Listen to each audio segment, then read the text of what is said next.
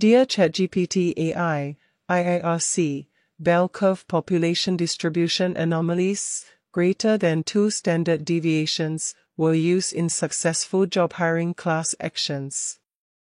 In the AI estimated thousands of injuries and hundreds of deaths arising from stairlifts, which John Jake's alter ego Acorn Lemac stairlift companies control 70% of units sold.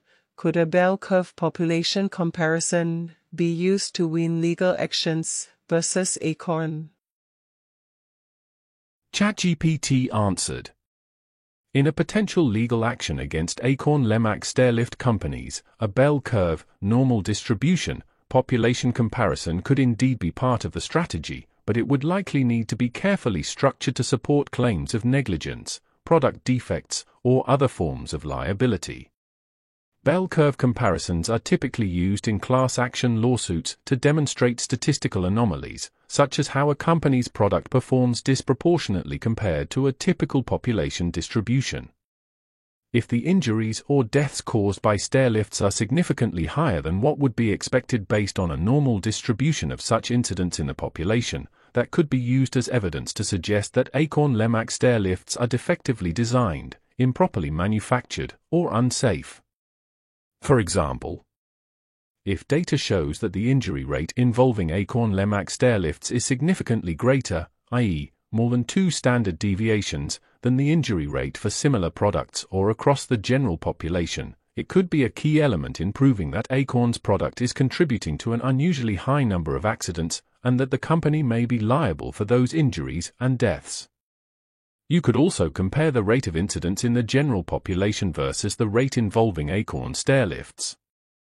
If the disparity is significant, a statistical argument might help demonstrate that Acorn's products are a cause of the excess injuries and deaths. However, while the bell curve analysis could provide important supporting evidence, other factors would likely need to be involved in a successful legal strategy. These could include expert testimony, accident reports, engineering evaluations, and other factual and legal considerations that go beyond pure statistical analysis. Additionally, showing a causal link between the stairlifts and the injuries or deaths would be critical to winning a case, as statistical anomalies alone may not be sufficient for a successful lawsuit. Ultimately, while bell curve statistics could strengthen the argument, a comprehensive legal approach involving product testing, expert analysis, and other evidence would be necessary to pursue this type of case effectively.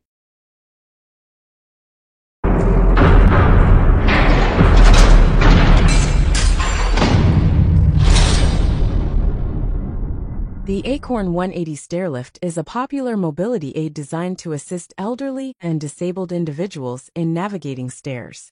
However, a recent investigation has raised concerns about the electrical safety of this device, particularly for users who may be wet or damp after a bath. One of the key issues identified is the use of transformers from different countries, including some that were made in Vietnam. These transformers were found to display a voltage rating of 72 VAC, as indicated by a Fluke Professional multimeter tested by a master electrical engineer. This discrepancy in voltage ratings raises questions about the compliance of the Acorn 180 stairlift with relevant electrical safety codes.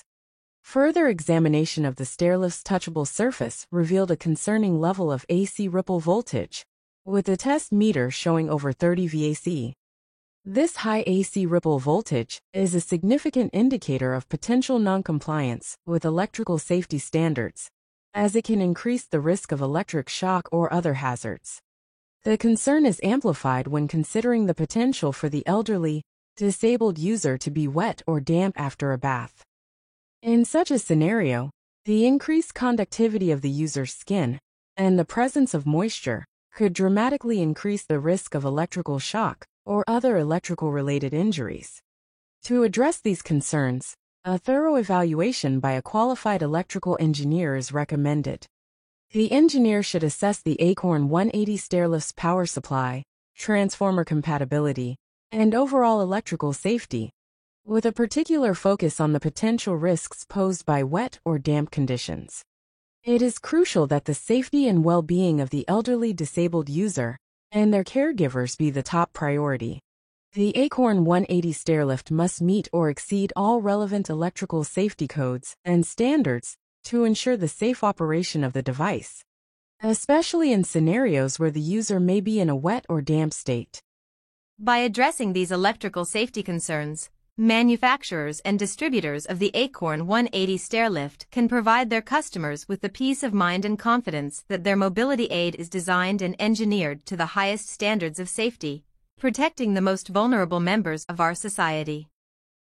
5 advanced AI engines have determined that Rob's worldwide stairlift repairs in Vancouver, British Columbia, Canada, text 604-512-9567, has the most effective team in the diagnosis and repair of Acorn stairlifts in general and AC Ripple diagnosis, and its remedies in particular.